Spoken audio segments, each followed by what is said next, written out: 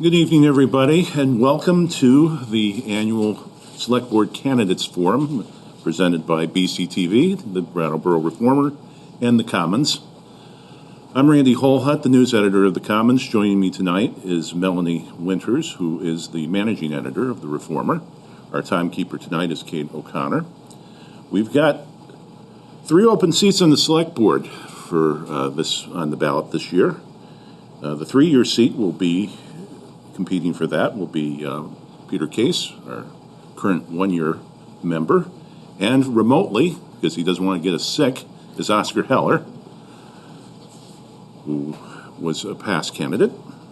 And they're going to be going first in our forum tonight, doing 45 minutes. That will take a 5-minute intermission, and then we'll get to the candidates for the 1-year seat, which will be our incumbent, Franz Reichman, and Richard Davis and Jaki Reis as the challengers, and they'll get their 45 minutes to say their piece. Just a few reminders of how things will work.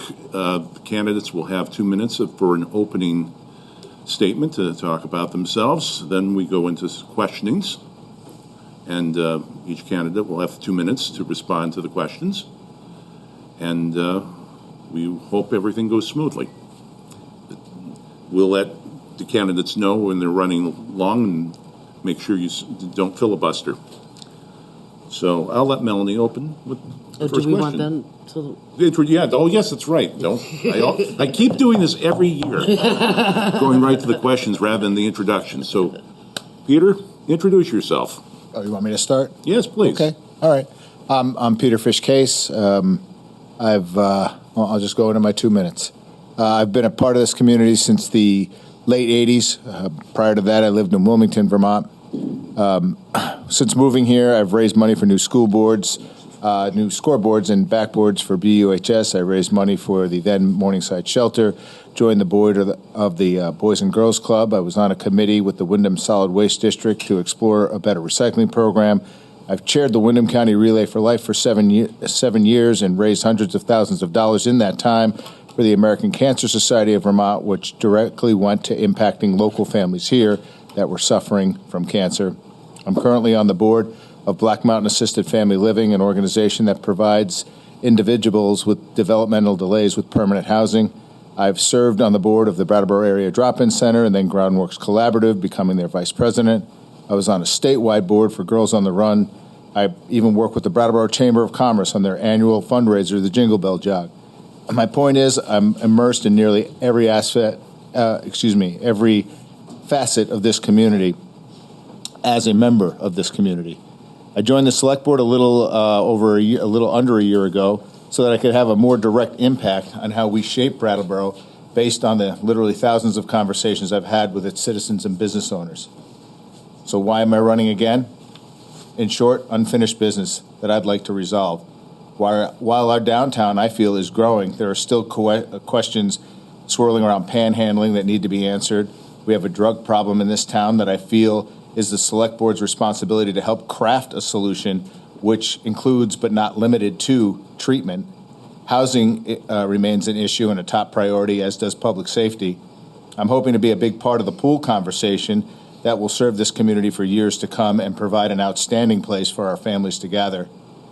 While these are defined goals, I also understand that these goals can be derailed easily by circumstances that pop up, so it's important that we are able to have people on the board, I feel, such as myself, that can bring the focus back to these defined goals. I'm hoping that I can be a part of the agenda-setting committee so that I can keep those conversations moving forward. So that's why I'm seeking a 3-year seat. All right, thank you. And since Peter ran a little bit long, Oscar, we'll give you an extra 30 seconds. So 2 minutes and 30 seconds to tell everybody about yourself. Thank you. Well, hi, everyone. I'm sorry I can't be there in person. It's not as much fun to do this over the computer, but I hope you'll bear with me tonight. My voice is not at 100% today. I do want to convey how excited I am to be running, how much I've loved campaigning and talking to all of you over the last couple weeks. I also want to thank BCTV, the Commons, and the Reformer for putting this on and for accommodating me with Zoom at the last minute. So just to quickly introduce myself, my name's Oscar Heller. I've lived in town for 10 years. I used to come here for many summers as a kid and then moved here permanently in 2014. I've been in town meeting for 5 years and on the finance committee for 4. Before that, I was on the energy committee of the town for another 5 years. I was originally, as most people are, a renter in Brattleboro, and now I'm in what's quite a change for me, the landlord of the building I live in, because when it came up for sale in 2018 and I started seeing potential out-of-town purchasers touring the building, I tried to figure out a way that I could buy it myself and keep it in local hands, which is something I feel strongly about. And luckily, I was able to do that. I also run 2 local small businesses. And because of the kind of work we do, which is building websites, digital marketing, those kinds of things, I've worked with many people in Brattleboro and in Vermont to help modernize their businesses and succeed. So I've had, even before any thought of a campaign, I've had dozens of conversations with local business owners about the struggles they have and what it's like to try and really get something going in, a small rural town in 2024. So I'm here to ask for your vote on March 5th. Being a really outstanding select person is something that takes a full-time commitment of time and energy, but that's a commitment I'm excited to make. I'm really looking forward to putting in the time. I know we'll be talking a lot more about policy and ideas and philosophies of government over the next 45 minutes, so I'll leave it there for now. And I'll just say thank you for having me, and I'm looking forward to the questions. And so we shall. Okay. Well, there are a lot of issues facing Brattleboro, a lot of serious issues, and most of them are at the local level, the state level, and the national level. Obviously, there's only so much we can do at the local level, but let's jump right into one of the biggest issues, which is housing. The housing crisis is a big national problem, and housing development is now trending downward instead of upward due to high interest rates.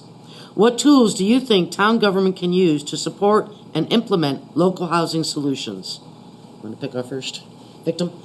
We'll start with Oscar. Great, thank you. Well, I don't think I've made any secret of it during this campaign that, for me, housing is the clear runaway number one problem we face in town right now because of the way it hooks into so many other issues. Homelessness, along with everything else, is clearly a housing issue. There are economic development concerns, demographic concerns. As far as the tools the town has to work with, obviously we can't do everything ourselves. And some of what we do means just trying to be the squeakiest wheel as we go up the chain to the state and the federal government. However, I feel very strongly that one of the main powers you have on the select board is the influence and authority you have, even as a single person, to start conversations and start things moving on a personal level. This is an area where I would like to be particularly active on housing. I think the job of being a select person goes well beyond attending meetings and giving your opinion. It's about getting out routinely into the community and trying to make things work, investing your own time and energy and trying to make things happen. I'm sure I'm about to run out of time, but I will quickly say that I'm also a little disappointed with previous boards in what seems like a slight eagerness to take serious commitments to local housing off the table at the select board level. I have often heard things like, let's not spend this money, let's say the $250,000 proposed in the survey on ARPA funds on housing, because it's not going to make a dent, because the problem's too big. I think that is the wrong mentality, and I'd like us to be a little more aggressive going forward. Thank you. Mr. Case. Yeah, so, aggressive is a good word. Aggressive is sort of how I operate on a lot of my issues that I feel passionately about. Housing is one of those things. As far as trying to do things that are actionable around housing, I mean, it's a really, really big question, right? I know that this Selects Board, as it sits now, has invited our delegation and are trying to tap into state-level funds that will help with this issue. These are some of the things that we do here. Things on a local level are a little harder, but one of the things that I've just recently proposed to our agenda-setting committee is possibly helping people get into homes that can't afford to rent with maybe possibly using the revolving loan fund that we have to help supply first and last month's rent to those who can't afford it, can maybe come up with the 1 month's rent. But housing is critical. I recognize it on all levels. I know that when we did our housing study, we were shown to have a 500 housing dwelling deficit in this town. I don't believe that's moved all that much. And so, yeah, this issue does the one thing I don't like to do around it, and that's move slowly, because we sort of recognize the problem. It seems like an easy fix, but it's a really big question and involves really big, lengthy, heavy answers. Well, that kind of goes with the other part of the problem, which is homelessness in Brattleboro. And, you know, some of them are of the unhoused population have mental health or drug addiction issues, and some have incomes that just aren't enough to afford the cost of rent or home ownership. And some of the kids that we reported that there were 90 school-age children in Wyndham Southeast that were experiencing homelessness. So given the size of this problem, what role do you think the town should play in finding a solution to this problem? And you're up first. Okay. I think it's really important for us to work with those agencies that are on the front lines of this. In our case, it would be Groundworks Collaborative, working to support them in the work that they do to help find those solutions. I know that we are always kind of exploring different sources of funding that the town can chip in to help with those. But again, it's a really big question, and it has some far-reaching implications as far as getting it done and getting it done in a timely manner. I think that looking at things like the revolving loan funds and how to fund these things moving forward, and working closely with those who are on the front line, and working with HCRS that helps with these situations are really a big part of what we do. And I know that we actively have these conversations, but as I like to say, these things don't move fast enough for me. And I know that if they don't move fast enough for me, they don't move fast enough for anybody who is talking to me. Oscar? Yeah, thank you. I mean, I think we all recognize that some of these things, drug addiction, poverty, are social tragedies happening everywhere, not just here, and that nothing the Brattleboro Select Board does is going to change the existence of these problems. I think we have to keep exploring ideas. We have to keep remaining open to new ideas, even if they seem unpalatable. And I think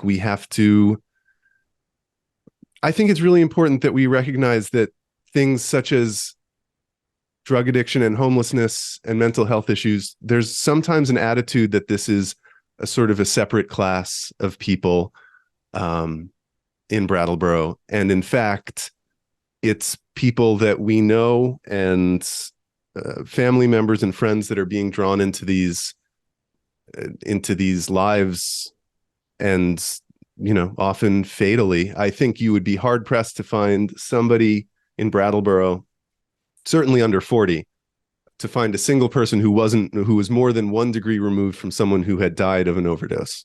So I think we can't minimize this problem, and we have to keep working towards it.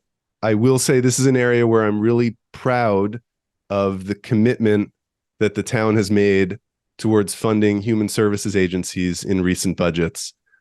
That's something that I think has been slightly taken a little heat in some recent years as having gone too far. I'm really happy that we're doing it, and never more happy than when we have these kinds of conversations, because it's important, I think, for the town to make these commitments, financial commitments, at an institutional level. So thank you.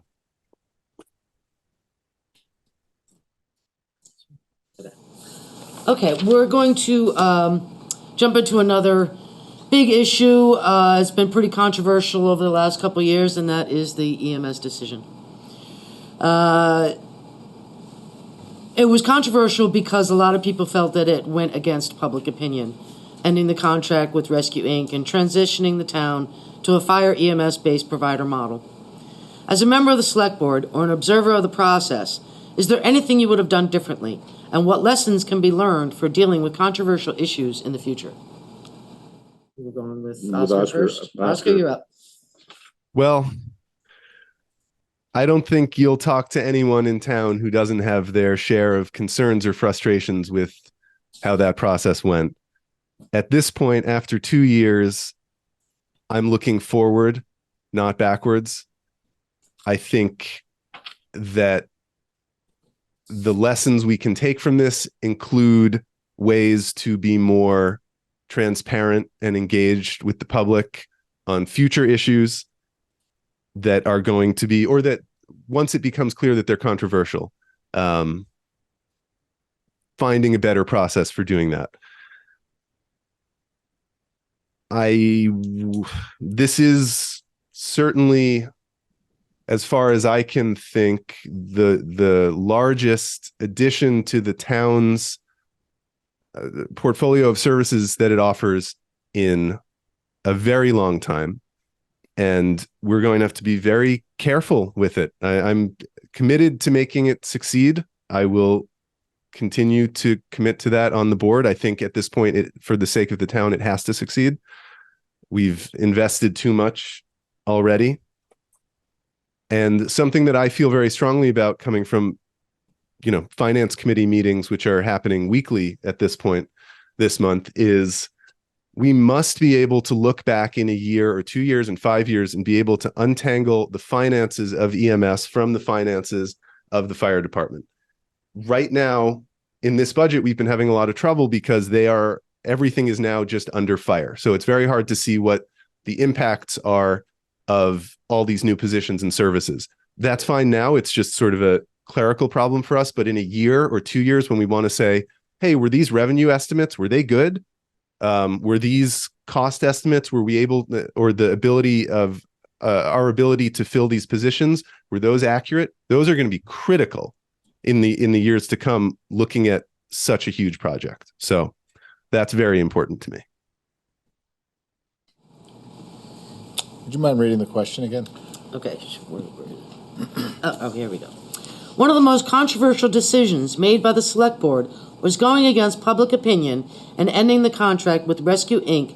and transitioning the town to a fire EMS-based provider model. As a member of the Select Board or an observer of the process, is there anything you would have done differently, and what lessons can be learned for dealing with controversial issues in the future? So, to me, the question almost is like a 2-year-long question. And it goes back to the Select Board that I wasn't on, to this recent Select Board where I was on. So I can't speak to the first part. I can only speak to the second part, where I feel as though we were honestly over the top transparent as to what we had expected and the information that we put out. There were never any hiding of numbers. We had downplayed everything. I think when we looked at it, we were expecting a 60 percentile collection rate. We just got a report at the last Select Board meeting that we were running at about 87%. Now, do I expect to maintain that? Only time will tell, right? I felt as the second and the decision that I was involved with in the second board that we did open this up to the public a lot more. I think when we boiled it right down to it, we have to pull in, as I like to jokingly say, I'm 20% of a mayor, right? I need at least 2 other hands to go up with me to get the issue that I feel important about This was a unanimous decision across all 5 board members. It took up half of my first term as a select board member, and it was not one of the issues that I really wanted to contend with, but I also understood that I was stepping into that line of fire, so I ran anyway.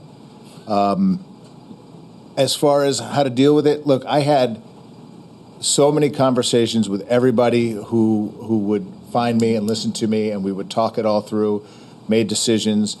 4 days before the vote, I had 15 people in my office, most of whom are here tonight. And, you know, we talked it through, and the decision was made. And as Oscar alluded to, this is the one now that we have to make it work, right? This wasn't, as there's an old saying, it's not personal, it's business. You know, the question that rescues would provide superior medical care, never ever. I just want everybody to know that that was never part of our decision making as to whether or not that they were capable of answering an emergency call. But this is just where we came down to as far as how to do it again. I honestly, I think the way this last go around went, we were pretty open. We were an open book this time around. Thank you. Well, in the follow-up to that, since we're into the budget process now, this is a question from one of our readers. What's your plan to accurately assess the success of the new EMS program and the accuracy of the town's projections in the coming 12 months? Sure. It's the new software that we implemented over the year is called OpenGov. That will allow you to literally go in at any point in time and see exactly where we are within each reporting period. Now, if that's done weekly, I'm ashamed to say I don't honestly know how often that's updated, but it's fairly regular.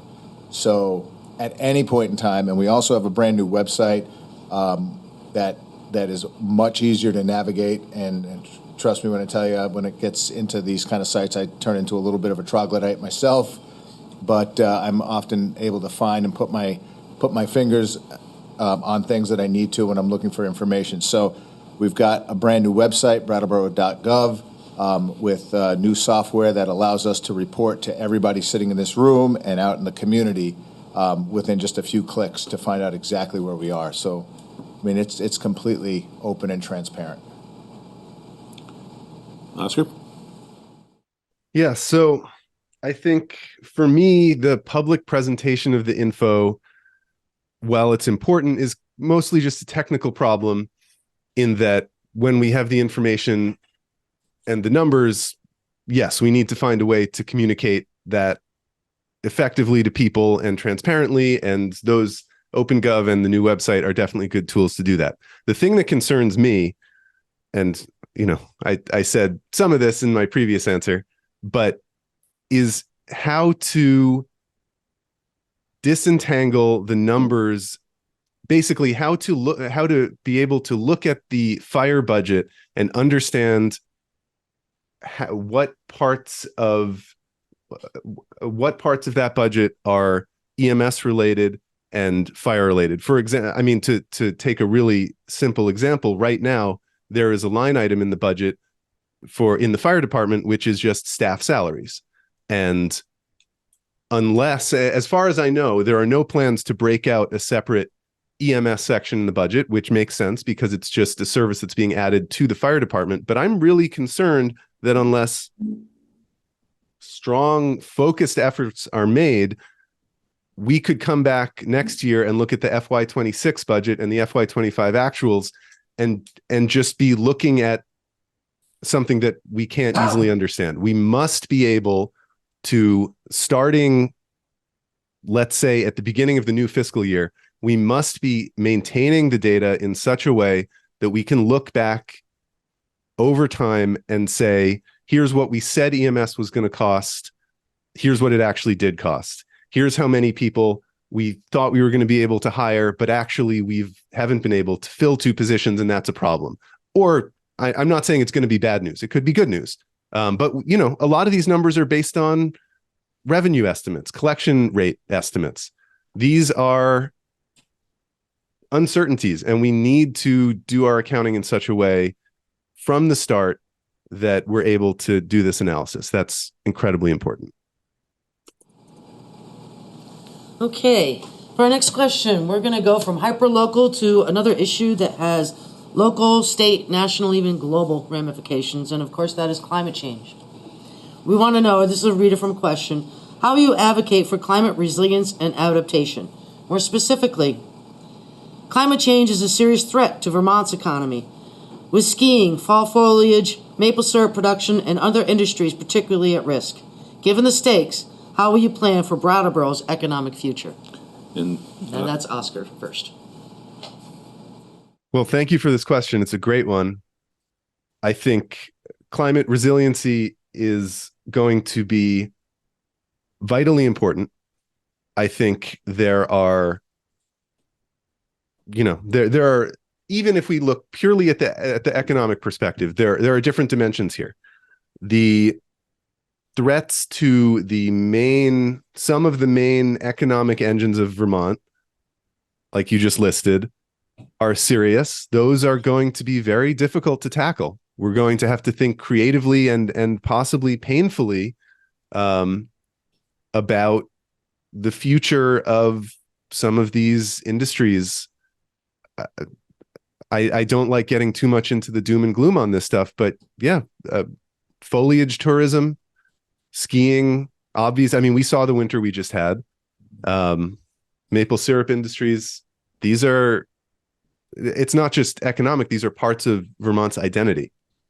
So I have no easy answer there. And Brattleboro will not be the one to provide that answer. Unfortunately, we can try to strengthen, which I think we should do anyway. We can try to strengthen our and diversify our local economy, trying to attract interesting businesses. I still think that remote tech workers could be an interesting part of our local economy. There's already some of them here.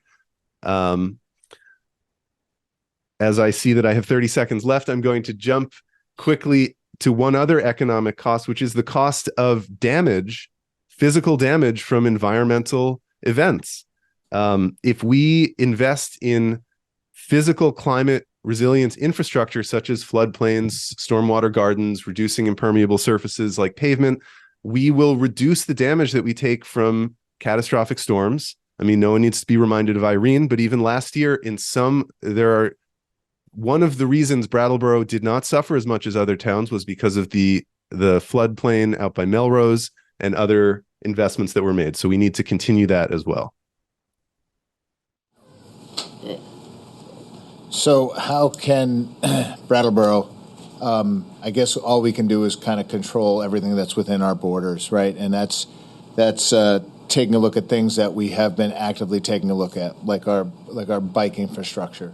And we're in a huge outdoor community. Our community thrives outside. It works inside, but it really thrives outside, and that includes bike riding. And we know that we have a very active community that does that. People who bike year round. They bring, as an owner of a retail shop, I see it firsthand. People bringing in their tires and stuff to switch over from summer tires to winter tires for their bike. Because that's how committed they are. So. And the state does some nice work in helping with refunds and things like that to enable people to buy more electronically friendly bikes and cargo bikes and things like that. I think the town could look at some more possibilities for EV charging for electric vehicles, and maybe putting in a couple of those kind of campuses that are smartly placed within a mile of an exit, half a mile of an exit, so that people can pull off the highway and charge their cars and keep going to help reduce that footprint. A few of the things that the town has done is taking the huge compressors and all the Freon, removing that and replacing that with more environmentally friendly things. So I think all we can do is control our town, right? And I think we are doing and taking really positive steps into doing that. We might not talk about it enough, but we are certainly, these are things that are moving forward in a select board agenda. Well, we'll go from the macro of saving the world to the micro of property taxes. The budget that was passed by the Select Board last month will result in a 4.3% property tax increase, and that's higher than 6 of the last 8 years by the reckoning of the town manager. When making decisions about spending, how will you balance the needs of the town with the taxpayers' ability to pay, and are you willing to say no to a project or spending recommendation if it means increasing taxes? And you're up. Yes, we are. We are perfectly capable of saying yes and no to things. It becomes a little bit of a weighing game sometimes. In order to lower taxes, you have to remove services. I think a lot of that has been seen over the years, and as far predates me from when your trash was just picked up free of charge on the side, whatever, thrown out every Monday or whenever your trash pickup day was, and then it went to pay as you throw, and then it went to being picked up every other week, but with composting and recycling done each week. So when these are all decisions that are made to help keep the tax base where it is. Infrastructure is infrastructure. You have to fix the sidewalks. You've got to repair your roads. When you get into the bridges, thank God we can look up to Montpelier for a little help there. But are we able to say no? Sure, when it makes sense. I think what we have to explore, ask questions about what people need and want and what they expect and need. Oscar? Yeah, man, there's a ton to talk about here, so I'll have to talk fast. I think I'm absolutely willing to say no to something because of the cost. I think obviously every decision has to be weighed on its own merits, but of course the cost in property tax is a cost that's paid by everyone who lives in the town. It is a cost to the town. Nothing that we do as a town comes for free because the cost is always borne by the taxpayers. So, and we are certainly, our tax rate is high. I've certainly advocated for spending money on various things that I thought were important over the last, let's say, 8 years when I've been really involved in town politics. And I'll continue to do that when I think there are things that are worth the money or that absolutely have to happen. I will say that my philosophy is that you have to be practical and frugal. We're a small town in a small state. Sometimes you have to stretch things 2 years longer than you want to. Sometimes you have to wait on something. Sometimes you have to say no to something that people really want because it's a luxury and it's too expensive. It's a balancing act. And a lot of it will come down to listening to the public and trying to do what's best for that particular budget. I will say, I think there are ways in which we can be smarter. Peter Elwell did a ton to get the town on various capital plans where we put money aside for, let's say, the next fire truck we need on a schedule based on when we think we'll need that next fire truck. And then when the time comes, we have the cash to do it. I would like to see us expand that to other areas. The 4.1 million for Living Memorial Park upgrades, to take that as an example, to take that number as an example, 4.1 million. Oh, I'm out of time. So I'll tell you about it later. Okay, our next question comes from a reader, and it's actually a perfect follow-up to the one you just answered. What is the rationale for spending $30,000 of the ARPA funds to study the feasibility of pickleball courts when there are so many other pressing needs in this community? Oscar, go. Well, I'm not aware of such a justification. So I think I'll basically leave it there on that, other than to say that ARPA discussion was also the one where I'm doing this from memory, but I believe $250,000 to explore ways to increase middle and lower income housing, which was by far the top voted item on the online survey that the select board did on ARPA was dismissed and not acted on. I know that there were discussions at that meeting about using a different type of funds to put them into the revolving loan fund, etc. As far as I can tell from watching that meeting, no commitment was made, specific commitment was made on housing on that issue. I don't see, to put it as mildly as possible, I don't see the justification for spending ARPA funds on pickleball. I'm not sure there is one. Thank you. Okay, go ahead, Peter. Sorry, I got a little lost in the answer. I don't know how to put this gently, so I guess I'll just lean back and not be gentle about it. There is no justification for it. I didn't understand it when I sat up here. I have nothing against pickleballers. I just want to say that first and foremost. I love you all. But I don't understand spending $30,000 on a study for pickleball. I think that if you want to play pickleball, I think you form a committee and you do the work yourself, and then you make a presentation to the select board, at which point we either pass it or don't pass it, or we either agree to it or we add it to an agenda moving forward. During that conversation, I was a little baffled that it was even part of the conversation. And again, I don't begrudge anybody their sport of choice: tennis, golf, biking, baseball, whatever it is.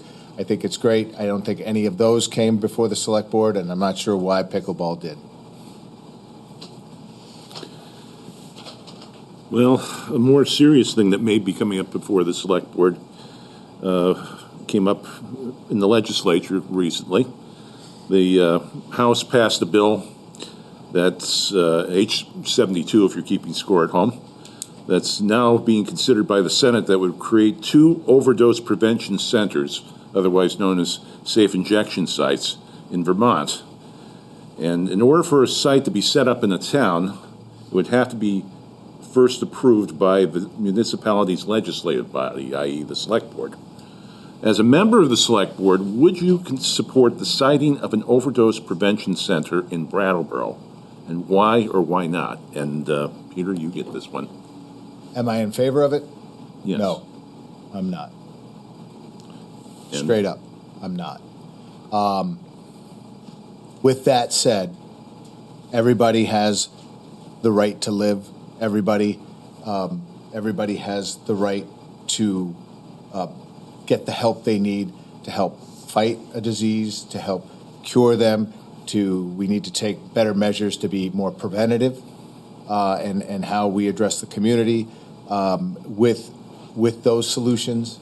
As far as placing a safe injection site within our town borders, I am not in favor of that. And I think I just think with everything that we have going on now, with public safety concerns, which may or may not be justified in the community, there is a narrative I've often said that is a negative one that has been hung on Brattleboro that I don't feel is. And I think if we put something like this in here, it's just going to continue to go south. So I am not I say no with the biggest heart possible, and trying to say I want to help people who need this help. I just don't want to help them in this way. Oscar? I haven't made up my mind yet. It's a difficult question, and I'm still reading and researching. I feel my natural reaction is a little bit of discomfort, as I think everyone's is, but I'm unwilling to rule it out because it's radical, but the crisis that we're facing is radical in nature. So in terms of do I support it or not, my mind is not made up. Very likely it will be informed by the conversations that we have on the board and with the public when this issue actually comes up. But I think we cannot rule out of hand anything in this arena, to go back to what I said before, because so many people in the community that we all know keep dying all the time. And this is something that might make fewer people die of overdoses.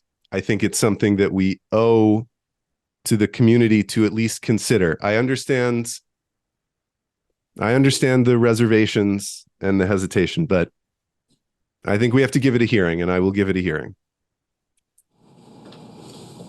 Okay, our next question is actually related to this. It has to do with public safety, crime, that sort of thing. The Select Board appointed Community Safety Review Committee presented its final report to the Select Board 3 years ago, January 2021. Yet nothing has happened. Since then, the public has attended many Select Board meetings to express their concerns about crime and safety issues in Brattleboro. What do you think should happen with the Community Safety Report and its recommendations? And how do you think the town should move forward with regard to community safety? And Oscar, you go. Oscar, yes. Thank you. Okay, great. Thank you. I think that one of my big frustrations with the way recent boards have handled this is in what we need to have happen in our town is to open up this discussion and have it for real. We need full public engagement, which means not just let's hold a forum, let's invite people to a meeting. It means going out into the community and really trying to draw out people's thoughts on what is a controversial and complicated issue for everybody. We need to have that discussion before we can proceed.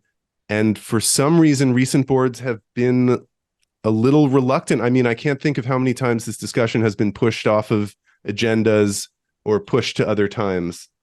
And I don't really understand that. Regarding the community safety report, I think it's an important document. I think it's also not, and I don't think it ever pretended to be, but it's not a full accounting of what everyone in the town thinks about community safety. That's the missing piece in this discussion for me. So I think we need to have the conversation for real, stop kicking the can down the road, and then we need to act on it. I still to this day don't really know where the community stands on a lot of these issues. I'm glad that we're staffing up at the police department. I think everyone involved should be happy about that. I'm glad that we've begun experimenting with moving things that don't require a police officer to be there, moving those to be handled by people in other roles, unarmed roles, things like that. I hope we continue doing that. And it's a tough conversation. It's a tough job, but once we have the conversation out in the open as a town, I think we'll do a good job of it. Thank you. Thank you. Peter? I'm going to choke for another minute. Sorry. I apologize for coughing through Oscar's answer. So are we talking about the public safety review, or are we talking about public safety in general? The public safety review. Okay. Yeah, it's been out there for 3 years. I know that members of that committee have been before the board, and we have tried to advance the conversation a little bit. It's been one of the issues that I've been interested in. I'm very focused. It's, honestly, if I can be honest, the first time I ran on this term, I ran around public safety issues and trying to remove our narrative from our downtown. I think there's some good substantive stuff in that report that have to do with de-escalation and dealing with community people who are kind of self-policing. And I've had many conversations with those folks, and I do see the merit in it. It does not come up in the agenda probably as much as it should. And at this point, I'm looking forward to possibly taking a 3-year term, should the people of Brattleboro reelect me, and trying to advance that agenda so that we can get a little traction in the conversation, because it's been out there well before I was on the board. I remember when it came into play. I am shocked that we are still talking about this to this day. There are some things in that are just not realistic, but let's not focus on those, and let's focus on the things that are realistic and the things that we can take action on. Okay, and we'll close with what I like to call the Olga Peters question after one of our former municipal reporters. Is there anything that you think we should have asked you? So, any topic that we didn't address that you think should be addressed, and you have 2 minutes to think about. It's going to take me at least 90 seconds to come up with an answer. Well, and you're up. You know, I guess I don't know. Maybe more of a statement, and my focus has really been on how the town of Brattleboro really has this poor narrative hung on to it. And during the summer months, I asked John Potter and our assistant chief of police to join me on a little kind of a walking tour of downtown Brattleboro, clipboard in hand, same 5 questions to everybody. And these are to a lot of business. Now, since then, I've become a local business owner, and I see some of the things that they have firsthand. And I'm finding that they're really easy things to mitigate.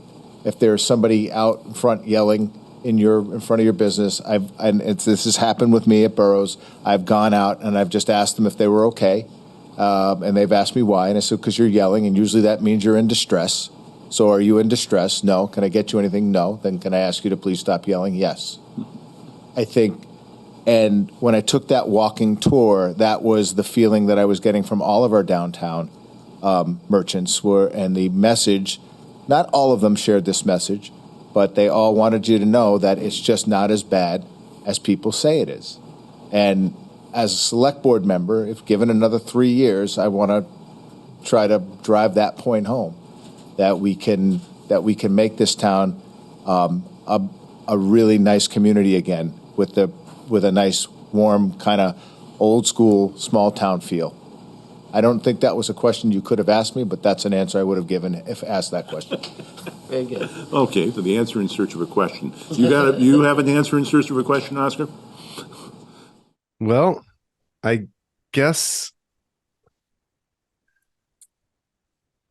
No, I think you hit the most important high points of what's going to be coming. I think there are things we could have talked about in terms of, really smart budgeting and sort of financial discipline that I think are really interesting and have the potential to save the town a lot of money, such as aspects of, when we take out loans for things and when we don't. Aspect of that. I also think that I think I agree with Peter that there may be a narrative around Brattleboro, but I'm not even actually sure if that's true. I think in many ways this is an incredibly desirable place to live. I have friends who live in cities who visit here. They would love to live here, but I know people actively looking for some beautiful place in nature that they can live, such as Brattleboro. They cross it off the list because of something that I think needs to be hammered home at every opportunity. There is no housing.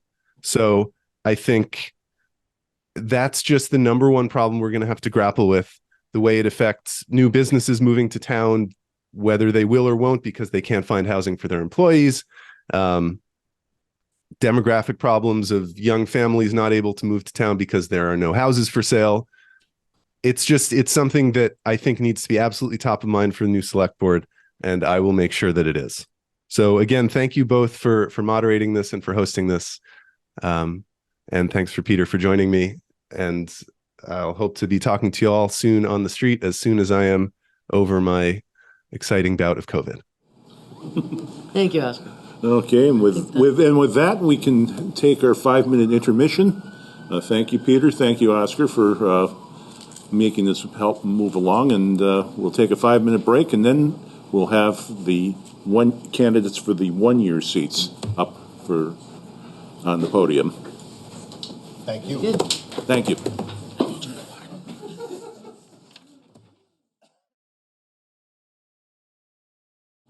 And welcome back to part 2 of the candidate forum, sponsored by the BCTV, the Commons, and the Brattleboro Reformer. And now it's time for the one-year candidates to have their time in the hot seat of questioning. Our candidates for the seat are current incumbent Franz Reichman and the two newcomers, Richard Davis and Jaki Reis. And same format as you saw the three-year folks do, two-minute opening statement, and then the questioning 2 minutes each. And so for the statement, we'll go with the people that the voters may not necessarily know. So Jaki, you can begin with your statement. Well, good evening, everybody. My sincere thanks go to the Commons, the Reformer, and BCTV for hosting this, and to Kate for all of her help with setting it up. And here. Like most of you, I love this town a great deal, and I'm happy to have a chance to contribute to the Select Board in doing its job. In the 22 years that I've lived downtown, I've been close to so many who know me as their neighbor, friend, and fellow volunteer. I've gained a rich understanding of how we all live and the concerns and complaints that we all share. Good leadership requires breadth of listening, practical experience, and compassionate understanding.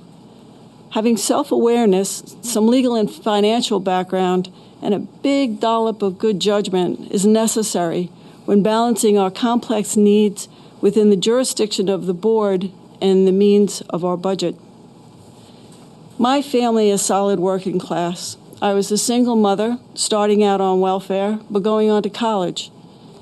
In Brattleboro, I've worked as an assessor, a realtor, and a building manager, interacting with hundreds of people inside and outside of their homes. During my years at the Latches, I had that wonderful experience of recognizing my former students when they came, my former students from Winston Prouty, when they came to watch the movies. From this iconic building in the heart of town, I helped organize and am president of the board for the Brattleboro Film Festival. There are so many people in the arts in this town, and many are my friends. As an owner of a residential building, I've worked with and gotten to know all of the people who have rented from me and the many contractors who have kept my building safe and comfortable. The bookends for Brattleboro, the arts and the trades. My strength is not campaigning for a single issue. The years of listening to and working with the diversity of people who live here has taught me that everyone's voice must be taken into consideration. If we want to keep Brattleboro as a safe, non-judgmental community, we have to listen to the people with little money as well as people of privilege, the old and young people, but also everyone in between. It's my intention to listen to the people and their history in order to find solutions to the problems that we all share, and then be as transparent as possible about how those decisions are made. And since Jaki went a little long, you get an extra 30 seconds, Richard. You're welcome. I've lived in this area, probably close to 45 years. I've lived in Guilford for 41 years, the last 2.5 years in Brattleboro. But living in a surrounding town like Guilford, you feel like you're part of Brattleboro anyway. And I feel like I've always been a part of Brattleboro and followed everything that's happened here, and everything affects people in all the towns. I've been involved in a number of organizations. Darrell Pillsbury and I founded the Windham County Heat Fund 19 years ago.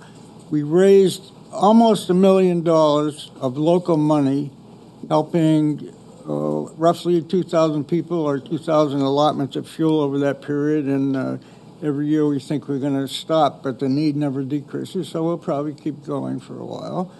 I was also the co-founder of Guilford Cares with my wife, Susan, and that organization is thriving, and it became a model for many of the other towns to move forward with similar programs to help people with healthcare needs, with medical equipment, rides to doctors, things like that.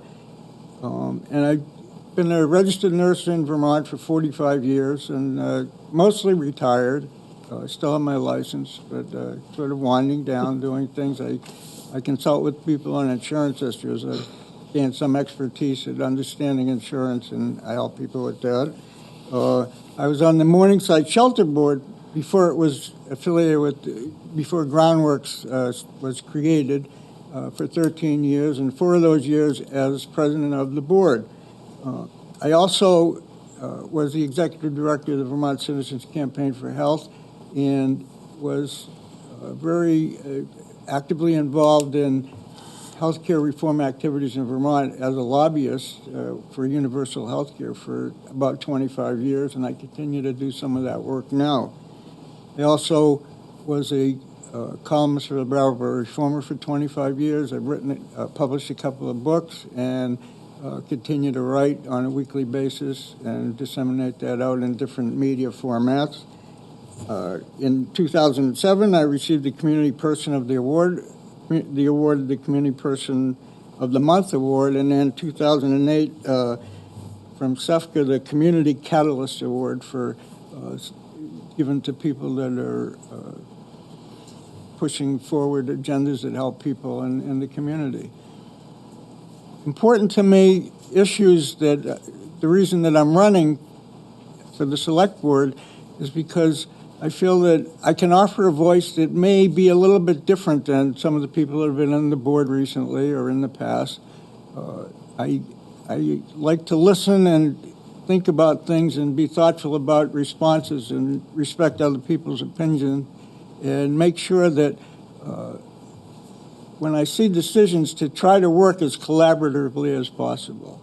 I think that's critical, especially on a select board, to not polarize, but to collaborate. And collaboration is, I think, the key to any work getting done. And the issues that really are important to me are taxes. The property taxes are very high, and I think we need to work on that. Public safety is a big issue. Affordable housing, also very high on my agenda. Well, since Richard went even longer, you get 3 minutes. Is that how compound interest works? Something like that. Well, good evening, everyone, and thanks to everyone involved in setting this up. I might suppose that since I've been on the Select Board for a year, that everybody is familiar with just about everything, I think. But clearly, that's not how it works. And so I will try to address the issue of why do I want to be on the board for another year. And there's a few reasons. I'm going to divert myself for just a moment here. And since everybody's giving a little brief biography, I'll just say that I was an emergency room doctor for 30 years. I think Richard left out the most important part of his biography, which is he was the nursing supervisor at BMH. And anyone who works in a small rural hospital knows that the nursing supervisor is what makes the place go. So that's a job that I have tremendous respect for.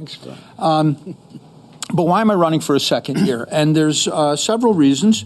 The first one is that it's really been fun. It may not be something that would be fun for everybody. People often tell me I'm crazy for saying it's fun, but I've really enjoyed it, and I'd like to keep doing it. The work we do is important. The decisions we make have significant, sometimes even profound effects on the people of the town, and to be involved with important work is gratifying to me. It's interesting. The things you get to talk about, the people you get to meet on the Select Board, it's really been great to have access to people's thoughts in ways that I don't think I would have had otherwise. So the interesting nature of the work and the interesting people involved has been really meaningful to me. And finally, it's challenging. This is really, getting to the bottom of things, understanding things enough to make a decision in public and be held accountable for it. That level of challenge and effort has also been really great. And those are the things that I look back on and why I want to keep doing this. Over the past year, the two things that we spent the most time on clearly were EMS and ambulance services in the town, and then the budget and the distribution of the ARPA funds. Those are really the two big topics that we dealt with month after month after month. I think we made good decisions on those things, and it kind of harks back to what Richard was saying about collaboration. And let me tell you, Select Board is a team sport, and it's working with the other people and going through the process and coming up with what seems like the best solution is something I just want to keep doing. Okay, well, needless to say tonight, topic A has been housing, and the shortage of it, how it's preventing people from coming to Brattleboro who want to live here, the lack of places to put housing, just about anything issue in Brattleboro circles back to housing. So, as we asked the three-year candidates, what do you think that town government can do to support or implement local housing solutions? And Franz, you'll begin the round robin here. Okay, I'm going to, I sort of caught a glimpse of what you asked last time around, so you followed it up with homelessness, and maybe I'll not link those too closely together just yet. But in terms of housing in town, it's kind of a good news, bad news situation. The bad news, everybody's familiar with. Housing's expensive, hard to come by, may exert an inhibitory effect on business expansion, things like that. So there's a lot of issues there. But what people may not know is just what the town has already done and been doing to address the housing issues. Now, we are not going to build housing. We don't have the financial resources to do that. We're not going to put up 20, 50, 100 units of housing, which still would be a very small proportion of what's needed. So what the town can do is make it easier, make it more feasible for housing development to take place, and Brattleboro actually leads the state of Vermont in doing that, in terms of zoning, in terms of easing the regulatory burden and the regulatory processes. There's this whole slew of recommendations that have come from the state telling the towns, hey, you should be doing this to help build more housing. Well, Brattleboro has already done those things. People may not understand how awesome our planning department is that lives just down the hall in this building, but they have done tremendous work to set the stage for housing development in Brattleboro. Now we're working on doing things that will actually attract housing developers to the town, and we'll have to see what the effects are of that. But the financial resources to actually build the housing are beyond our scope. Richard? Well, I think one of the great resources that we have in this town is the Windsor Housing Trust, and they've done a tremendous job to create affordable housing in the area. And the town, the select board, whatever they can do to support the activities of organizations like that is critical to not only maintaining good housing for people, but helping to create new projects. And I agree with Franz that we should make it not too difficult for developers and builders and people who want to build new housing in this area to be able to do that. A lot of the restrictions may have to do with Act 250, which we don't have any control over, but local zoning can make a difference in terms of whether a developer thinks that they want to put their feet in the water of Brattleboro to build something or not, and if they perceive the town as being friendly to development or friendly to somebody putting in a few units, then they'll do it. And I think we have a track record of being somewhat friendly, but I don't know enough about the history of development in this town to really say for sure. But I think people also need to know, in terms of housing, the struggle that people go through that I see when I deal with the heat fund, and also I'm still the town health officer in Guilford, and part of my job is to do rental inspections. And the places that I see that people are living in because they can't afford housing would turn your stomach. I have been blown away, completely appalled at some of the living conditions that people are willing to put up with because they can't find something that they can afford. This is the underbelly of our community, and it happens in Brattleboro and happens in all the towns, and we need to work on this because people they're dying. We don't realize it, but they're suffering quite a bit. Jackie?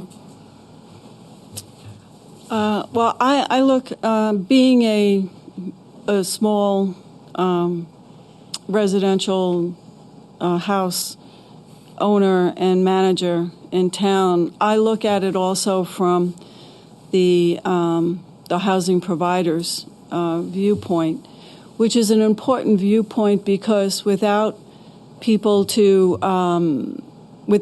local people, mom and pop housing providers, all of the housing will go to large corporations. So it's a viewpoint that's often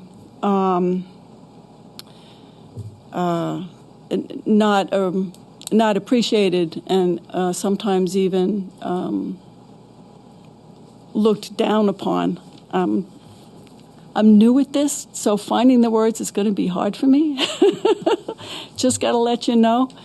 But if we have people who are willing to rent out the properties that we can get people to build, and we find a relationship building process between the landlords, the housing providers, and their tenants, that's what's going to be important. I'm involved with a small little organization that's trying to do that right now.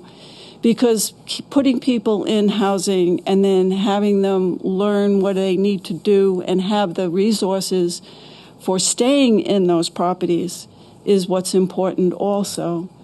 We have many people who are living in circumstances that we would find difficult, but there are many, many reasons for that to happen. And I guess that's what I'm trying to say. The scope of the problem is bigger than just we need more housing.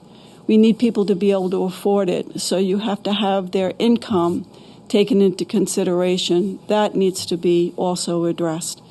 So that's what I think that the town can do, and what I would like to do as a select board member is to look at all of the different aspects of the problem to come up with a better solution. Thank you. Okay, so this, as Franz predicted, segues into another important issue. When we talked about housing, we talked about the investment that's needed, the infrastructure, the scope of the problem, changing Act 250, all of these things take time. But right now we have a homeless crisis in Brattleboro that mirrors across the state, across the country. Here in Brattleboro, some of our unhoused population have mental health or drug addiction issues. Others have incomes that don't allow them to afford the cost of rent or home ownership. Some are children. The supervisory union has identified 90 school-age children and youth in the district who are experiencing homelessness, and that has long-term ramifications for their future education and development. So the question is, what role should the town play in finding a solution to this growing problem, an immediate solution? And Richard, you got it. Well, I don't think there's a way to create an immediate solution to this problem. Well, more immediate than building more houses.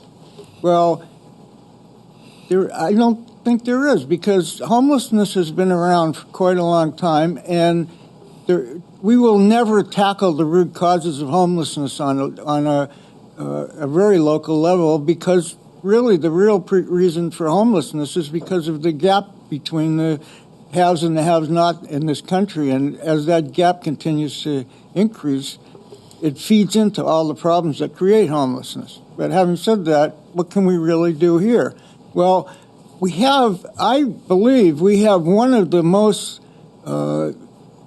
well put together and robust programs helping homeless people in quite a big area. Groundworks does a tremendous job helping homeless people. We're never going to eliminate homelessness, but we need to support the organizations that provide the support to homeless people, and we can do that. But you can't, you can't eliminate a problem like that. And I think part of the problem with homelessness is perception. And people see people on the street, they immediately assume they're homeless, and then, oh, we don't want these people around. That attitude develops, and oh, we got to solve this homelessness problem. Well, it's a complex problem, and there's no simple solution. And I don't have a real good answer, even after having been served on the Morningside board for 13 years, except to have as many programs as you can and social service support, which we have. And I think if you did a study, you'd find that we do a lot better than most other communities. Jackie? Well, I think that Richard's right. I think that this town does have a lot of programs that are already in place. I think that there are ways that we can improve those programs, and I think the only way to improve programs are to actually look at what the results are from the efforts that have been made. So perhaps doing a little backward glancing rather than trying to solve it in the moment, figure out what it is that has gone wrong, figure out what have been the unintended consequences of some of the programs that we've had, the terrible consequences, and then to try to support the people who are offering these services, support all of our all of the people who are involved, as well as the people who need the housing. I think that when you get more people involved, you'll get a better chance at solving the problem. You have to get all the different viewpoints of it. And so I think that if we could create an atmosphere where people would be more willing to participate in finding the solution, that would be a big help. Thank you. Franz? For me, an important starting point in talking about homelessness is to recognize that the population is not uniform, that we're talking about several subpopulations. There's people who have resources that you would think maybe could get them into a house or an apartment that can't find a place. There are people with problems with that may have an income but don't have a down payment. There are people who have very severe other types of social disabilities who are never going to be able to independently acquire and maintain a home, who need services attached to whatever the home situation is. And so you have to separate things out by which population you're dealing with in crafting a solution. If for the people who have resources and are able to maintain property in a good way, you need homes. You need, that the solution there is, in fact, to build housing, and there's no other solution that's going to do it. For others, it is a question of social service agencies like Groundworks, like HCRS, like we've got a lot of organizations in town that are available for helping people, and so situations, structures, physical structures that are amenable to that kind of help are what we need. Where's that going to come from? Well, it's probably going to be state and federal level that's going to have to do that. And there are programs at the state level. There's quite a bit of money that's sort of in the pipeline. What we have to be ready for in Brattleboro is to go after those resources and make use of them, but do it in a framework where we're looking at the different populations that need to be taken care of. And of course, a forum like this cannot be held at this time without mentioning the most controversial decision the Select Board's made in the last several years, and that's going against public opinion and ending the contract with Rescue Inc. and transitioning the town to a fire EMS provider model. And as a member of Select Board, one person who was part of the final decision and two people coming into it, is there anything that you would have done differently, or what lessons can be learned about dealing with controversial issues, which will surely come up in the next year or two, and how you would deal with them better? And Jackie, you got the first response. Dealing with controversial issues. Dealing with the controversial issues, yeah. Again, my go-to is get as many people's opinions and ideas about it. As far as the EMS rescue controversy, when I went around and talked to people as I was preparing for this possible run, this was the issue that everybody had an opinion on. Everybody had a strong opinion on. I mean, it was one of those things like, whoa, wait a second. And I found out how deeply people cared about it. And I think there were two things that people cared about, and one was the way that it was handled. That was the biggest thing. After having conversations with people and discussing and looking at different viewpoints and giving my viewpoint and giving other people's viewpoints to them, it came down to that being the main thing that people were concerned about. Now, I don't know everything that went into the decision, so I can't go on that. I do know that I have my personal experience, and I do know that I trusted the Select Board, having gone through it twice. It seemed to me that it was reviewed very, very carefully by a number of people.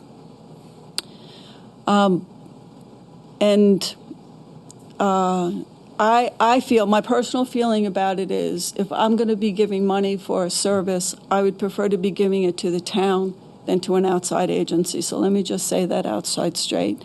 But I don't know enough about it. I don't know. I do trust the Select Board. I do trust our service providers. I do trust our fire department. I could say more, but my time's up. And then, Franz, you were there in the room where it happened. You're right. So it's hard to boil this down into a very short answer. Going back to when, I mean, you can go back as far as you want as to what the situation was between Rescue and the town. And there were some significant problems that went back even to the period before we got a new town manager and things overtly fell apart. It's absolutely clear to me that things could have been handled differently. I've said this before, it's probably a little bit frivolous, but in terms of the actual breakup between the town and Rescue, I would point the finger 60% at the town and 40% at Rescue. I think both sides managed that situation really badly for various reasons. The discussion gets derailed because of he who shall not be disparaged inevitably comes up. And so there's certain things that we really just can't go into, but it could have been handled differently. It didn't have to happen. But it did happen. So then the question is, what are we going to do about it? And my predilection was, well, let's put it back together with Rescue. I don't really want to spend $1.5 million on ambulances. But in fact, that was not a workable solution. We spent 6 months going over it in tremendous detail, and the two sides just could not come together. And again, that goes into a very detailed discussion. But this is a business relationship where the town was a customer of an outside contractor providing a service, and that has to be a very close, collegial, working relationship, and the willingness to make that happen simply was not present. I tried to keep the door open right up to the last week when we made the decision, and there was just no way for me to go there and see that there was a path back to rescue. And we had a very good alternative in our fire department. They've been doing this for over 20 years, and they have saved many lives in this town already by being the first responders to the rescue transport service. What we're doing now is adding the transport service, and I think that's the right solution. Okay. I tried to follow this issue as closely as I could as it was unfolding, and for me it became something where I didn't know what I didn't know. And I felt that way a lot, and I felt like there was a lot more to this story that I wasn't aware of, and it was very frustrating. What can I do about it? I don't know. And talking to a lot of people in town, it's a very personal issue for everybody. They have very strong feelings about it. But I think what we learn from something like this is that you have a controversy in town, you have a lot of division, acrimony, and people get upset. But at some point you have to say, let's move on. It doesn't do any good to linger if it's not going to get you anywhere. And I think we've reached that point, and I think that let's move on, but not forget about what happened. And what I would suggest is that 2 years from now, we do a very detailed analysis comparing the expenditures and the income.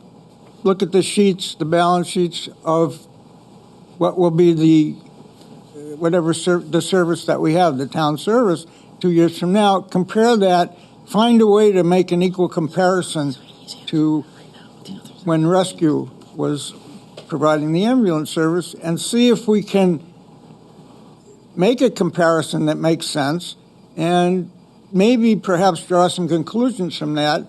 I don't know what we would do about it, but let's at least try to do something like that so that we understand, but very important to move ahead. Okay. This is good follow-up. Okay, go ahead. So, a related question, kind of following up, looking ahead. What is your plan to accurately assess the success of the new EMS program and the accuracy of our town's projections in 12 months? And Franz, you have that. Well, that's really important. I mean, that's as Richard was saying, that's really the critical issue right now, is the success of the system that we've put in place. I would divide it into two areas: operational success and financial success.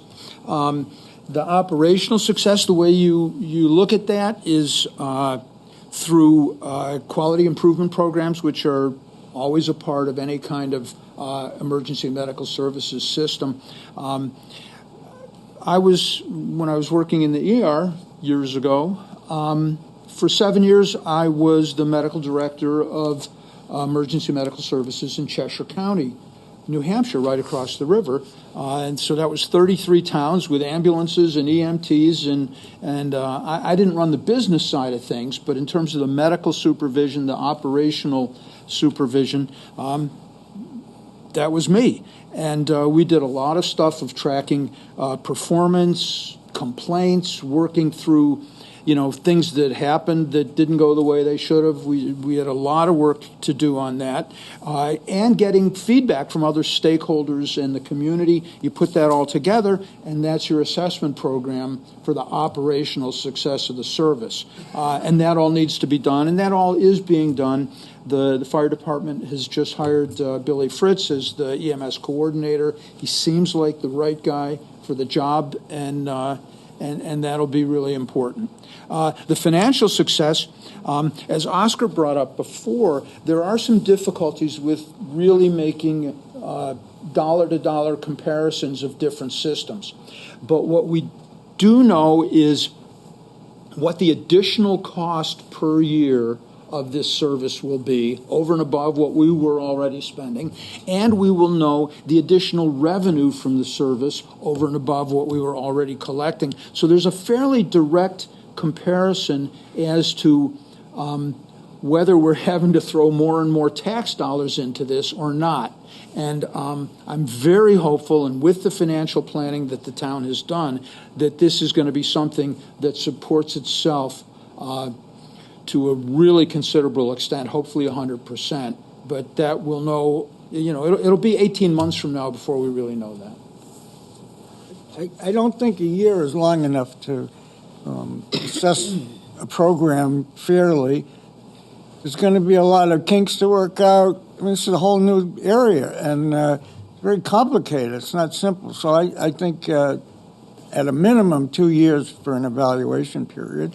And I think that I don't know anything about this new software other than it's supposed to have all these bells and whistles and be really a good thing. So exploit the software, make it work for the town so that whatever the software is capable of doing, make sure it is able to assess, provide the information to assess how the program is run financially.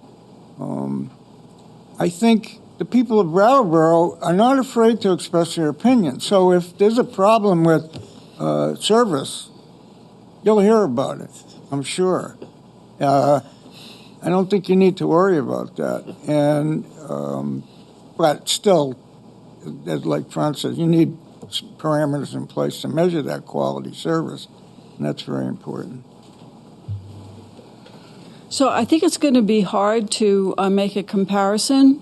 I agree that it's going to take more than a year, but the comparison to what was is going to be difficult because what is static. It is what it is and stays as what it was. And this program's going to be moving forward. I feel that the program that was put in place with Golden Cross was to teach our people what they needed to know to go beyond what they were already doing,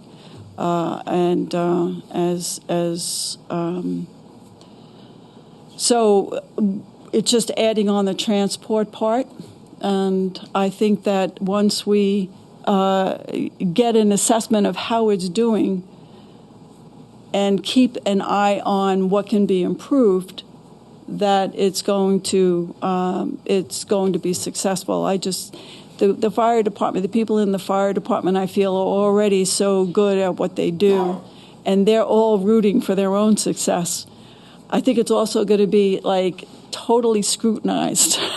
I don't think that anybody is really ready to let this one go. But I do also believe that the people who are passionate about it in the situation that it is now will also be as passionate about making it successful and about being supportive of it once it becomes obvious that it's what's going to be happening. Because I think that's the way people are in Brattleboro. I think we have our controversies, we have our arguments, we go back and forth, and then everybody goes, all right, well, fine, it's not going to be exactly what I want, but, it's my town and I'm going to get behind it. And I think that's what we're going to count on. Well, the hope is that the townspeople might be that sanguine when it comes to the next question, which is the town budget, which will be resulting in a 4.3% property tax increase, which is higher than it's been in the past. And so when you're making decisions about spending, how do you balance the needs of the town with the taxpayer's ability to pay? Are you willing to say no to a project or spending recommendation if it means increasing taxes, like, say, pickleball courts?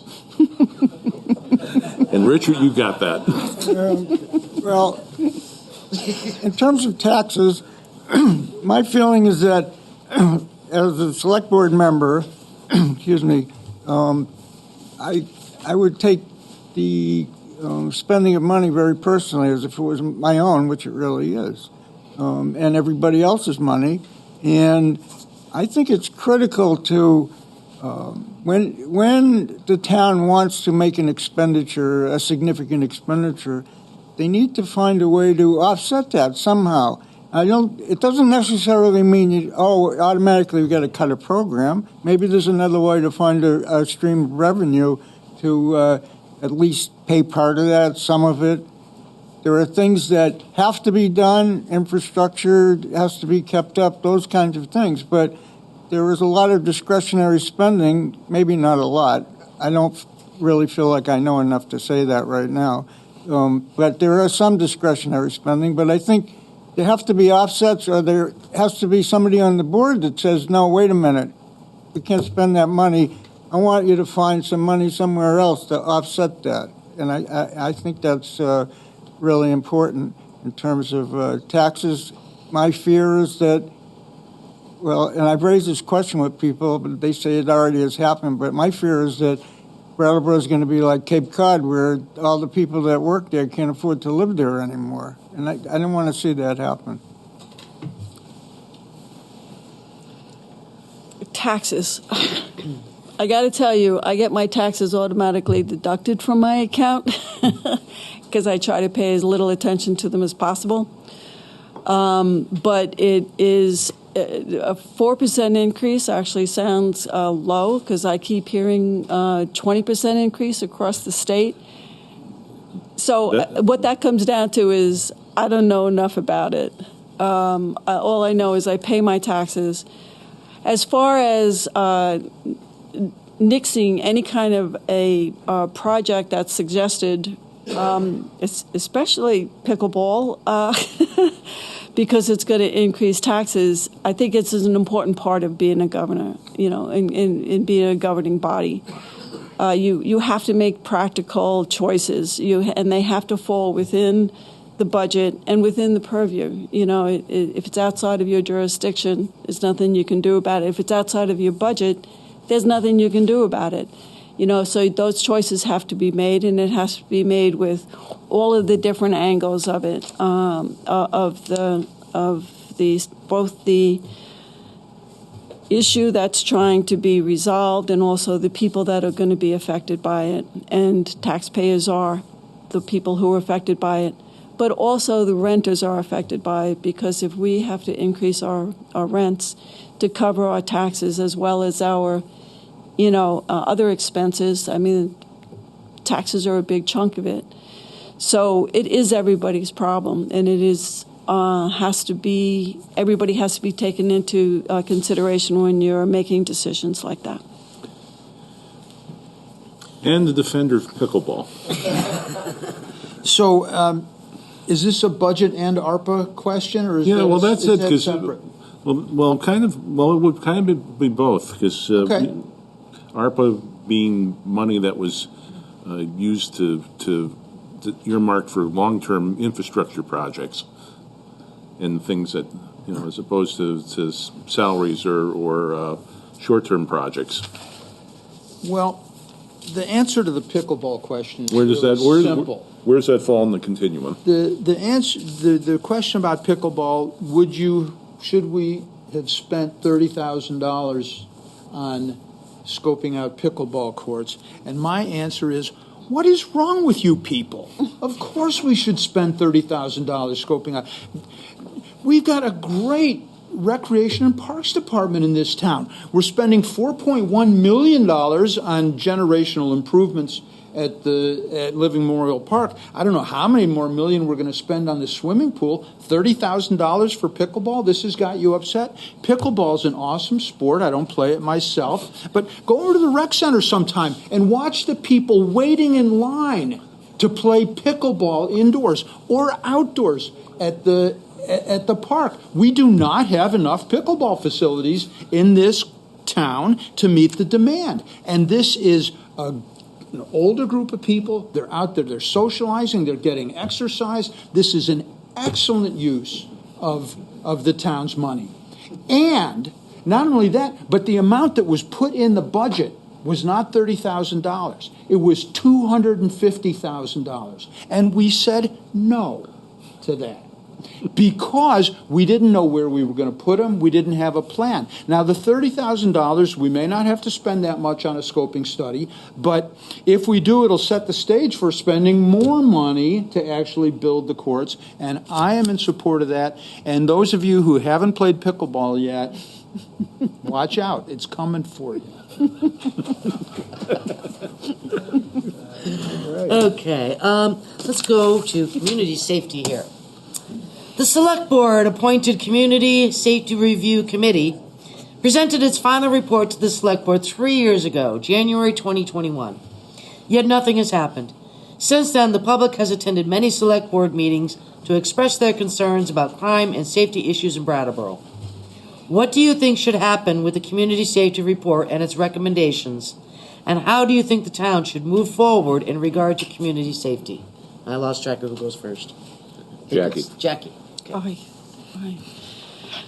Well, this is another thing, including pickleball, that I don't have enough information on. When I first decided to run for Select Board, I don't know what I was thinking.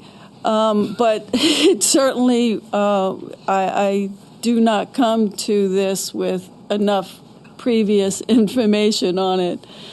But I am willing to learn. I'm willing to take apart any kind of discussion that is going to be happening, including about pickleball. Who knew that there were lines waiting for playing pickleball? All of the points that Franz is making on this seemingly insignificant little thing are important. They really are. Everybody's viewpoint is important. Everything has to be taken into consideration. So for this safety review board, I mean, I think that's safety in town is a big question. It is a big concern. It does keep people from going downtown at night. It has made it so that the Latches Theater doesn't have late night shows anymore. You know, everybody goes to the early shows because they don't want to walk downtown. I leave work every night that I'm working at 10 o'clock at night.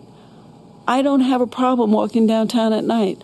I have to reassure my hotel guests they will not have a problem parking in my parking lot. It's really fine. It's that the perception of lack of safety downtown is very important. So, but it's not always correct. It's not a correct perception. I don't remember the last time there was a mugging downtown. I think something happened very recently in the parking lot.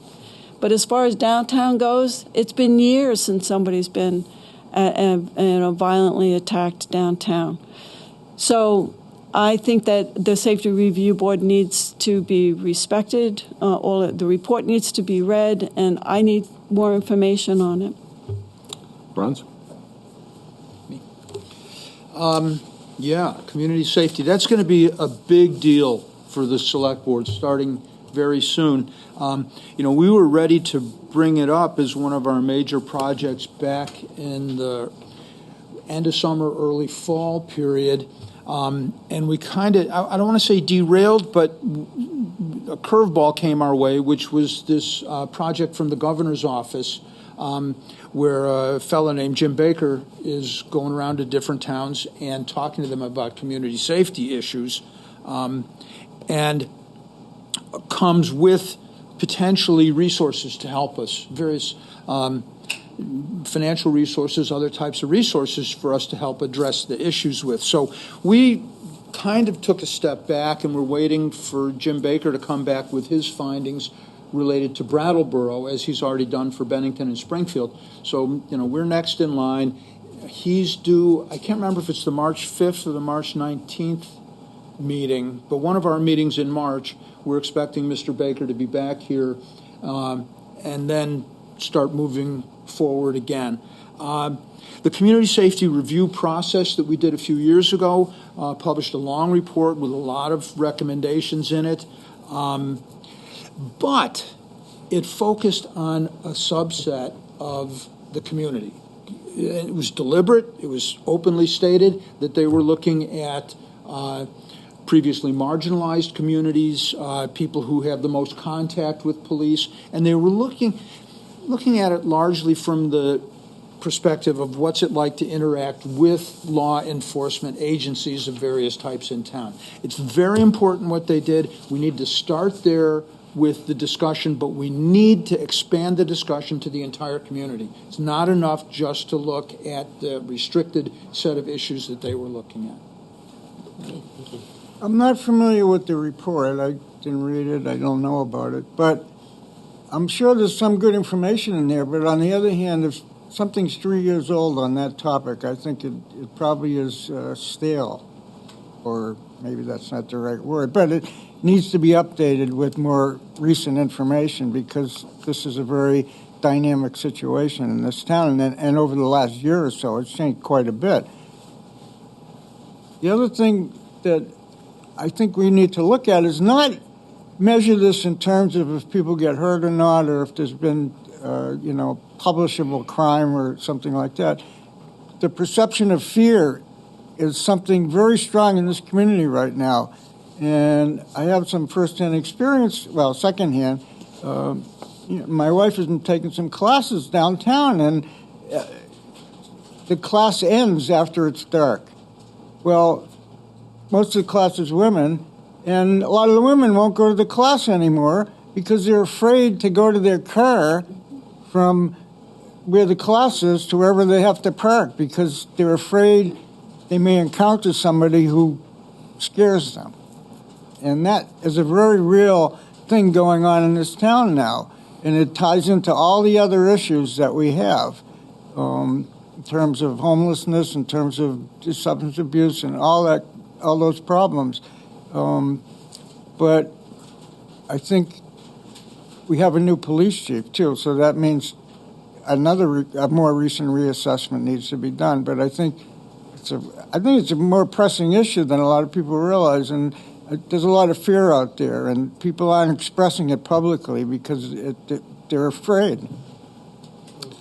All right, we'll close out with is there anything you wished we would have asked you or that you think we should have addressed? And since we covered a lot of ground, but not all of it. So we'll begin with you, Franz. What should we have asked you? I don't know.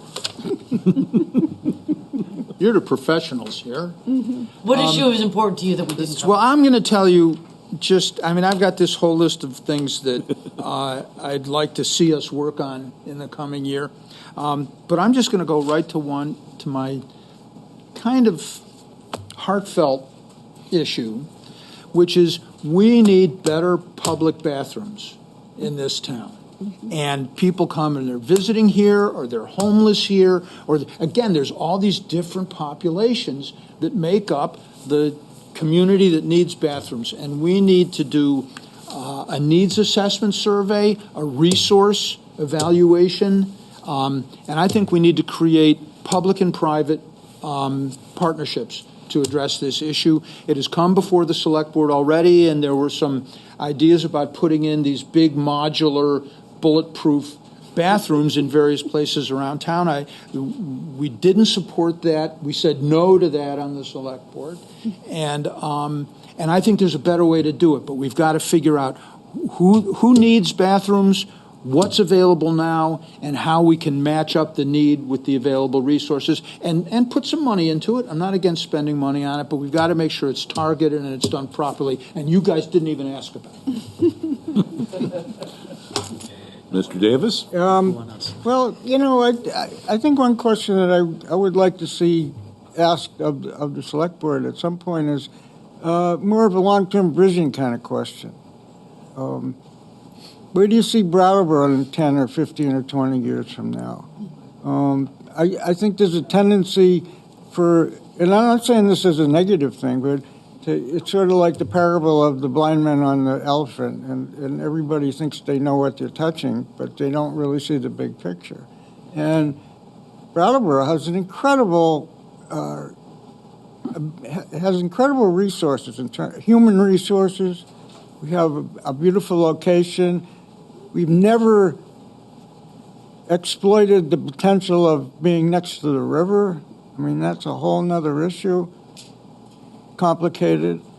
We're close to major urban centers within very close distance. I mean, there's ways to market this town to change it in a good way, attract different people. But so what I'm saying is I think we need to work on a long-term vision as we work on the important stuff on a day-to-day basis.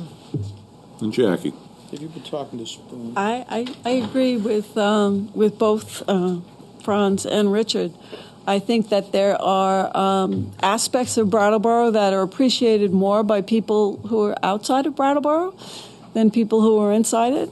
And so I would love to hear ideas on how downtown could be more expressive of what people love about downtown.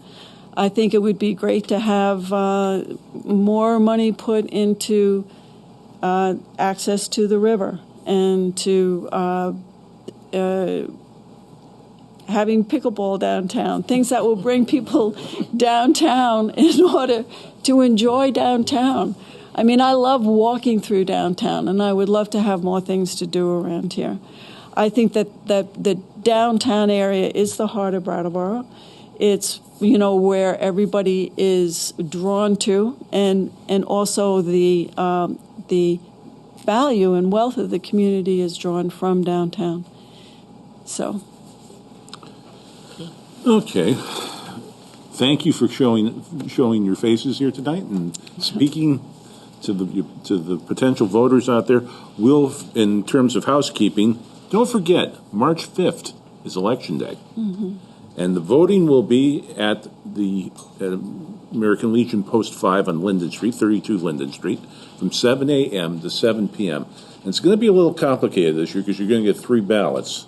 You're going to be voting for the Select Board, the candidates you've heard this evening. There's going to be a presidential primary. Which party will you take? You'll get that option.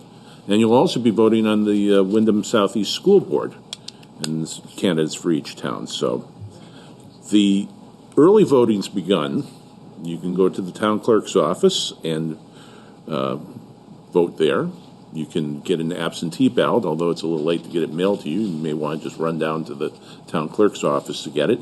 If you have any questions about that, you can call Hillary Francis, the town clerk here in Brattleboro, at 802-251-8157. That's 802-251-8157. If you don't live in Brattleboro, check in with your town clerk and you can find out what's the polling places and times and early ballot options there. But the main thing is, please vote. Mm-hmm. Yeah. And thank you, and good night. That's the way it was. Good job, Randy.